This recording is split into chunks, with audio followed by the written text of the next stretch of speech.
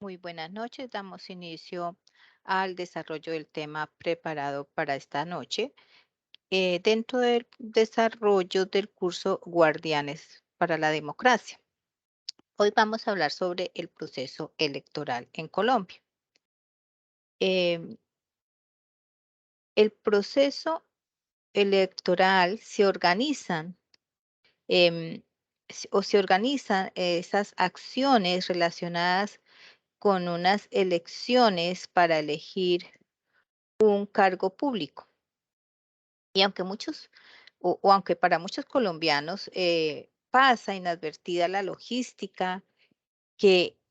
le corresponde a la Registraduría Nacional del Estado Civil la organización de una jornada electoral, este procedimiento tiene una cierta complejidad y abarca varios pasos que, dependiendo de tipo de elección, pueden iniciar hasta con más de un año de antelación. Todas las elecciones, sean ordinarias, atípicas o de mecanismos de participación ciudadana, o como por ejemplo una revocatoria del mandato, un referendo o una consulta popular, requieren de la misma logística a la hora de ejecutar un proceso de votación. La diferencia entre unas y otras consiste en que para que lleguen a las urnas las elecciones atípicas y las de mecanismo de participación ciudadana deben superar los requisitos establecidos por la ley, mientras que las elecciones ordinarias se realizan cada 4 años y no requieren del cumplimiento de ningún requisito adicional para que sea obligatoria su realización. En este sentido, pues es la registraduría la que se encarga de realizar varias actividades o acciones antes de las elecciones, el mismo día de las elecciones y después de la jornada electoral. Y para que todos los colombianos puedan ejercer o podamos ejercer el derecho al voto. Dentro de la logística electoral inicial está la elaboración del calendario electoral. El primer paso para que se llegue a una jornada de votación consiste en esta elaboración de este calendario partiendo de la fecha en que se efectuará la jornada de la elección y para que en el caso del Congreso o de la Cámara de Representantes y las presidenciales que se realizan cada 4 años, pues están establecidos en el artículo 207 del Código Electoral colombiano, que dice que las elecciones para integrar corporaciones públicas se realizan el segundo domingo de marzo del respectivo año y las del presidente y vicepresidente de la República el último domingo del mes de mayo siguiente. Igualmente, en nuestra Constitución del 91 se estableció un periodo de 4 años para el ejercicio de los cargos de presidente, vicepresidente, senadores de la República y representantes a la Cámara, constituyéndose así pues la necesidad de que cada 4 años se desarrollen estos calendarios electorales em, para la renovación de estos cargos. Eh, entonces, una vez elaborado este calendario electoral, inicia para la registraduría la ejecución con la consolidación del censo electoral colombiano, que de acuerdo a lo establecido en el artículo 49 de la Ley 1475 del 2011, para las elecciones ordinarias se debe llevar a cabo dentro del año anterior el respectivo proceso electoral y se debe cerrar 2 meses antes de la respectiva jornada electoral, y esta inscripción solo aplica para quienes realizaron cambio de lugar de domicilio o residencia. El periodo de inscripción de cédulas para las elecciones pasadas cerró como a mitad de enero, más o menos, para poder hacer las elecciones de marzo que se desarrollaron en este año y las de presidente que fueron en mayo y segunda vuelta en junio. Entonces, la conformación del censo electoral, que ya lo hemos hablado en otra clase, está definido por la Ley 1475 de 2011 en el artículo 47 y que ese es es esto, pues dice que el registro es el registro general de las cédulas de ciudadanía correspondientes a todos los colombianos residentes en el país y en el exterior habilitados por la Constitución y la ley para ejercer el derecho al sufragio y por consiguiente para participar en las elecciones y para concurrir a los mecanismos de participación ciudadana. Este es uno de los factores determinantes dentro de la logística electoral, ya que influye directamente en la división política que realiza la registraduría para cada elección. O sea que de acuerdo con la población habilitada para votar, también se ubican los puestos de votación, las mesas de votación y se determina la cantidad de tarjetas electorales que se deben imprimir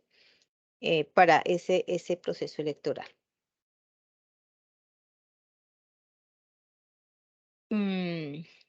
La conformación del censo electoral se hace utilizando como base el censo de los últimos comicios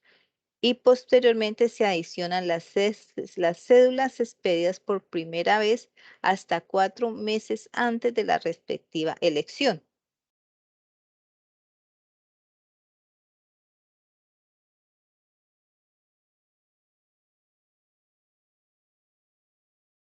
Que son-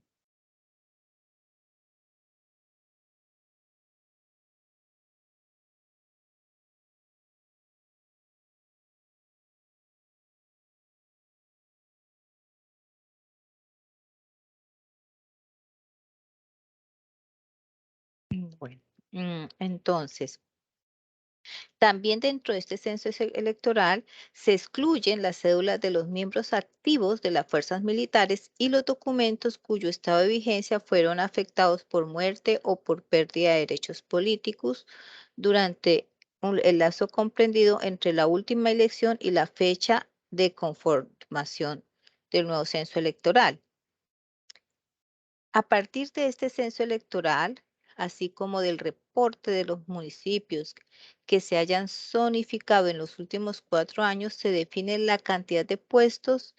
de votación y mesas a instalar para el proceso electoral. En la ubicación de los puestos de votación influye también el estado de los mismos. Por ejemplo, aquí es importante em,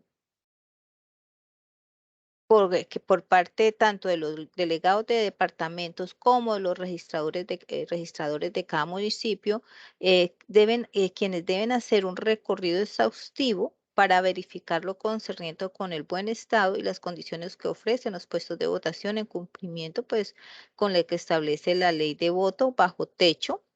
que es la ley 1227 del 2008, en la cual se describen cuál es el adecuado acceso para los votantes, las adecuadas condiciones de salubridad, instalaciones cubiertas bajo techo, disponibilidad de mesas y asientos requeridos para los jurados, disponibilidad de mesas y asientos para testigos electorales, veedores y en general autoridades que participen en la jornada electoral, el acceso a cometidas telefónicas, el acceso a comunicación telefónica y o vía módem o internet o conectividad entre otros. Consolidación y depuración de las listas de posibles jurados de votación es el siguiente paso. Entonces, una vez ya consolidado el censo electoral, se procede a esa consolidación y depuración de esas listas de los posibles jurados de votación. Y aquí es donde todas las empresas públicas y privadas, así como las universidades,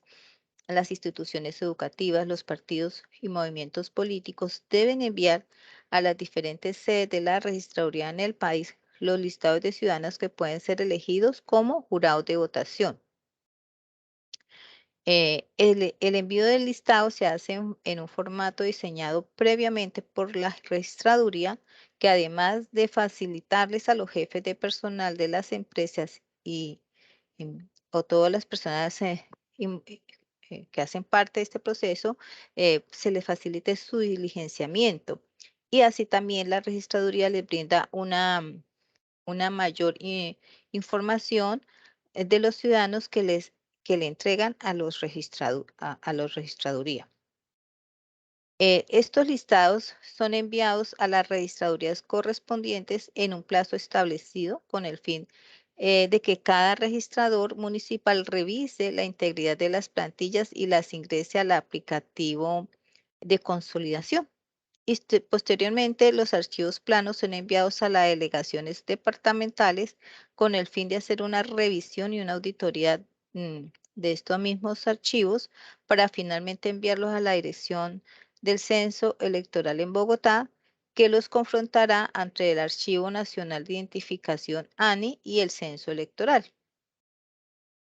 Entonces, aquí la registraduría con los listados procede a realizar la depuración, la validación, la consolidación y genera un solo archivo plano con toda la información para realizar el sorteo de los jurados de votación. Eh, Todas las actividades de la logística electoral son desarrolladas en su mayoría de forma paralela, razón por la que en época preelectoral se requiere que la registraduría destine casi todo su personal para el avance exitoso de ese proceso misional. Dentro de este proceso o dentro de esta etapa electoral viene la inscripción de cédulas.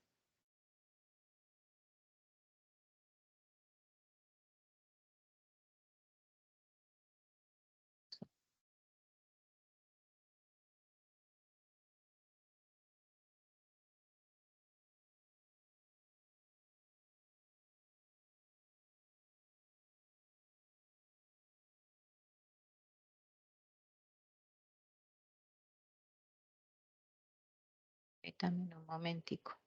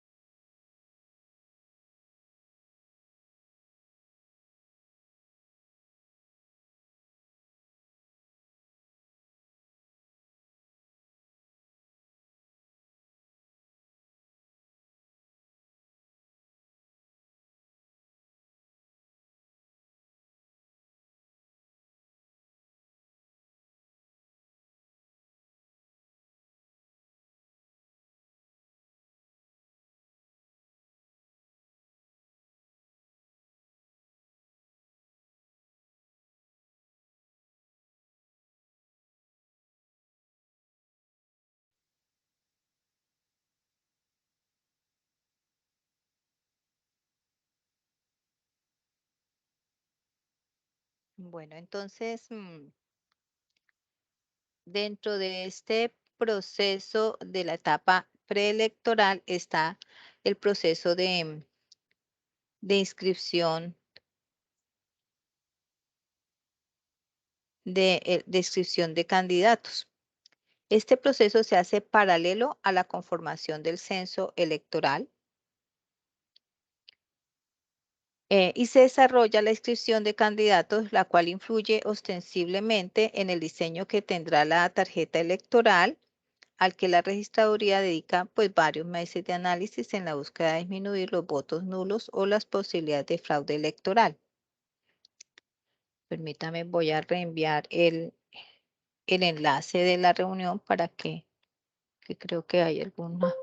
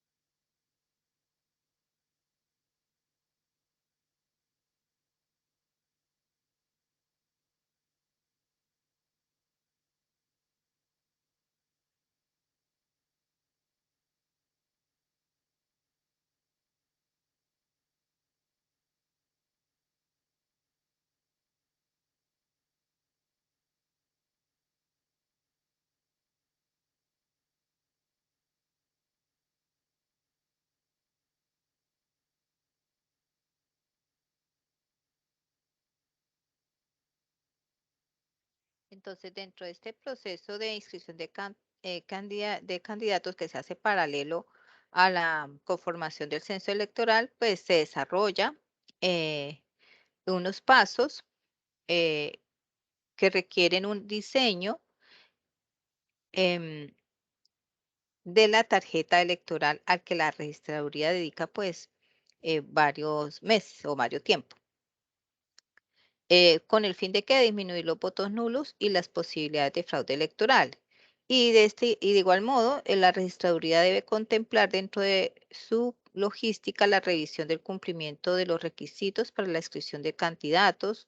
por aval y la revisión de firmas para la inscripción por grupos significativos de ciudadanos, para lo cual pues destina gran parte del personal del área electoral,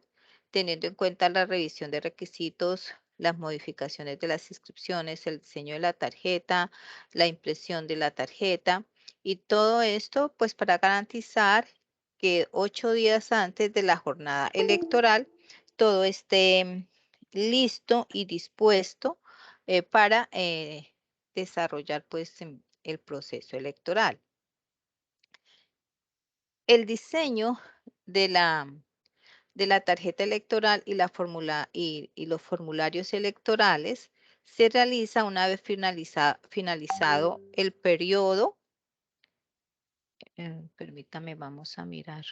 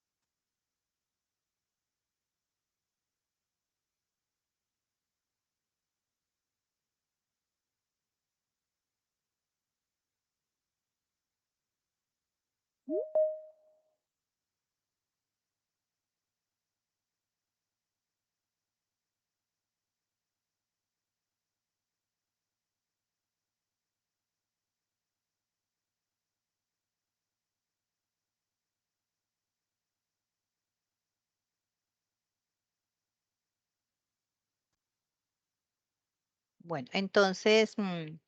continuamos con el desarrollo del tema.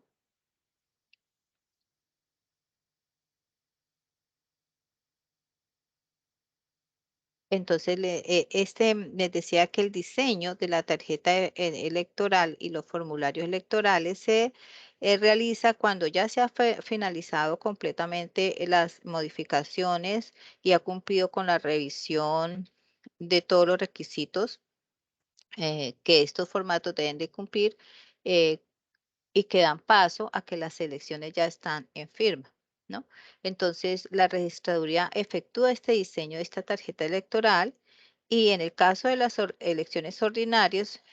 por ser nacionales, se requiere que el diseño está definido anticipadamente y teniendo en cuenta la cantidad de colectividades y candidatos que deben figurar en esa tarjeta electoral. La registraduría también diseña los formularios electorales, los cuales se identifican de acuerdo a la función por circunscripción y corporación y tienen mecanismos de seguridad que son analizados con antelación con el fin de evitar confusiones en el envío y posibles fraudes electorales. Y estos elementos conforman el key electoral. Entonces, ¿qué debe tener este key electoral? Debe tener las tarjetas electorales, los formularios electorales impresos y con los materiales requeridos para el buen desarrollo de las elecciones, como bolígrafos, cintas, eh, y esa organización del kit pues tiene unos códigos de seguridad para ser enviados. Entonces, dentro de ese proceso mm, de la etapa electoral, también tenemos otros aspectos a analizar, eh, como son, y ya habíamos hablado, las violaciones a las de la normativa electoral en la etapa preelectoral, que para fines, pues, de un proceso electoral son aquellas ocurridas desde el momento en que se inicia el periodo de inscripción de cédulas hasta un día antes de las elecciones. Dentro de esa etapa, los aspectos electorales más relevantes sobre los que recae una infracción a la normativa electoral son por ejemplo, el régimen de inhabilidades y la doble militancia, del que ya hablamos en otra clase, la ley de garantías, la financiación, la propaganda electoral. Dentro de la financiación está la violación de topes, el origen ilegal, la destinación ilegal de esos recursos, los fallos en los informes de gastos. Y dentro de la propaganda electoral está la violación de topes y la publicidad ilegal. Cuando se habla en el caso del régimen de inhabilidades, em, estas se definen como esas calidades, condiciones o situaciones que no permiten a un ciudadano postularse o ocupar cargos públicos de elección popular. Y esto está contemplado en la Constitución política para presidente, vicepresidente y congresistas y para autoridades a nivel local, de acuerdo con lo que está establecido en la Ley 136 del 94, la cual fue modificada por la Ley 617 del 2000. También está el hecho de la doble militancia, que es la provisión que tienen los ciudadanos militantes y candidatos electos em, de pertenecer a dos o más partidos o movimientos políticos. Eh, y pese a estos, pues los ciudadanos que podemos estar incursos en habilidades o incurrir en doble militancia se postulan como candidatos y salen electos. Por esta razón, eh, se, y para prevenir este tipo de irregularidades, la normatividad electoral ha diseñado unos mecanismos para revocar la inscripción de candidaturas y la elección de un candidato. También eh, esta- estas, este régimen de inhabilidades está para prevenir que una persona pueda ser candidato con inhabilidad o doble militancia, según el numeral 12 del artículo 264 de la Constitución Política. El Consejo Nacional Electoral entonces puede revocar dicha inscripción. Ahora, si dicha inhabilidad no es detectada y el candidato sale electo, existe la posibilidad de que se demande la elección ante la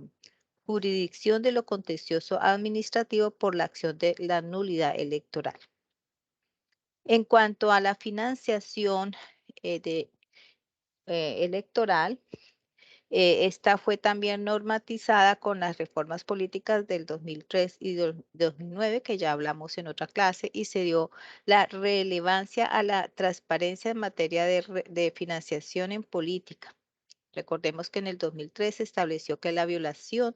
de los topes máximos de financiación de las campañas debidamente comprobados sería sancionada con la pérdida de investidura o del cargo, mientras que en la reforma del 2009 se prohibió que las campañas electorales recibieran financiación de personas naturales o jurídicas extranjeras y o financiación privada con fines antidemocráticos o atentatorios del orden público. Entonces, los mandatos constitucionales reseñados y otros aspectos sobre financiación fueron ampliamente desarrollados también en la Ley 1475 del 2011, donde se estableció la responsabilidad para los partidos y movimientos políticos por violar o contravenir las reglas en materia de fuentes de financiación, destinación y administración de los recursos y presentación de informes. Em, Cuando una organización política incumple estas reglas de financiación, puede traer como consecuencia que el Consejo Nacional Electoral establezca las sanciones, por ejemplo, de privación. En cuanto a la financiación estatal, se les retira los espacios y también los espacios otorgados en medios de comunicación social. Se le puede eh, realizar la suspensión de esa financiación estatal, de los espacios de comunicación social, de la personería jurídica hasta por 4 años y el derecho a inscribir candidatos. Se le puede cancelar la personería jurídica y se puede también ordenar la disolución de una organización política.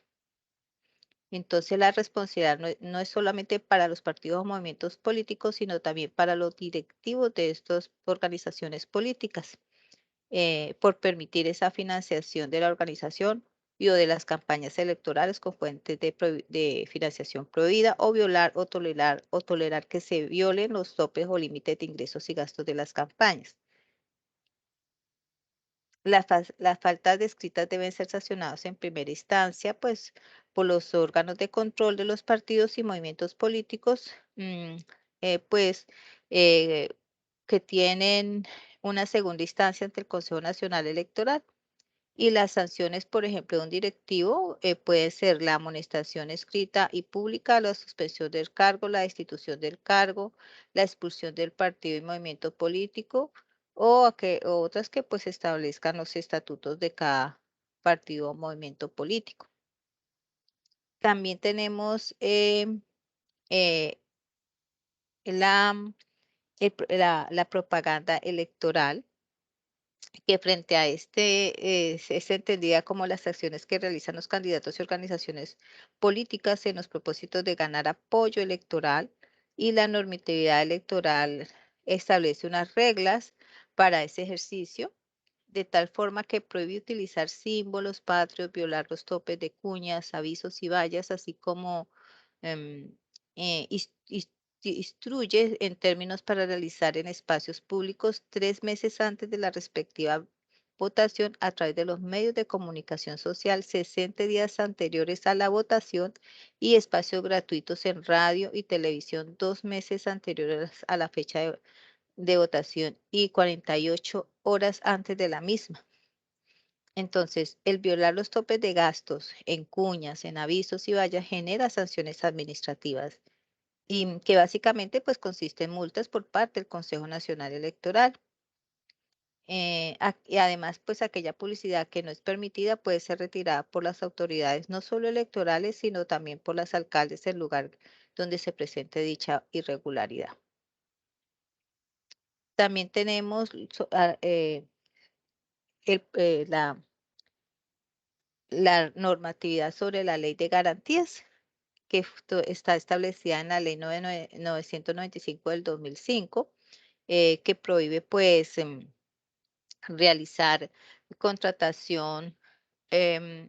o gestión administrativa con recursos del Estado para contratar en época electoral, desde 4 meses antes de las elecciones y hasta la realización de la segunda vuelta, si es el caso. Se le prohíbe al presidente y al vicepresidente que aspire a la reelección